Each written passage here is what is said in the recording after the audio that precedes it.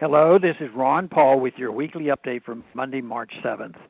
The Republican presidential debates have become so heated and filled with insults, it almost seems like we are watching a pro wrestling match. There is no civility, and I wonder whether the candidates are about to come to blows.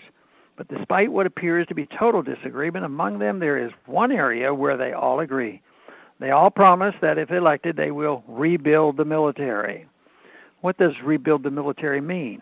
Has the budget been gutted? Have the useless weapons program like the F-35 finally been shut down? No, the United States still spends more on its military than the next 14 countries combined. And the official military budget is only part of the story. The total spending on the U.S. empire is well over $1 trillion per year. Under the Obama administration, the military budget is still 41% more than it was in 2001 and 7% higher than at the peak of the Cold War. Russia, which the neocons claim is the greatest threat to the United States, spends about one-tenth what we do on its military.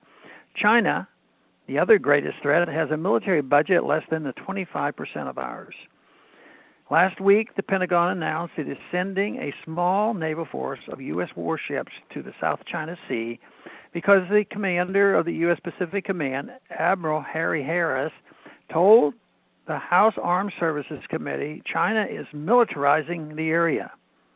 Yes, China is supposedly militarizing the area around China. So the U.S. is justified in sending its own military to the area. Is that a wise use of the U.S. military?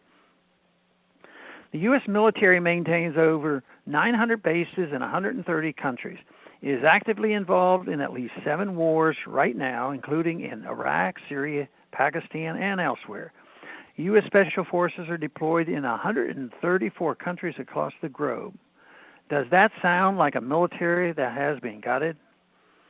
I do not agree with the presidential candidates, but I do agree that the military needs to be rebuilt. I would rebuild it in a very different way. However, I would not rebuild it according to the demands of the military-industrial complex, which cares far more about getting rich than about protecting our country. I would not rebuild the military so that it can overthrow more foreign governments who refuse to do the bidding of Washington's neocons. I would not rebuild the military so that it can better protect our wealthy allies in Europe, NATO, Japan, and South Korea. I would not rebuild the military so that it can better occupy countries overseas and help create conditions for blowback here at home. No, the best way to really rebuild the U.S. military would be to stop abusing the military in the first place. The purpose of the U.S. military is to defend the United States.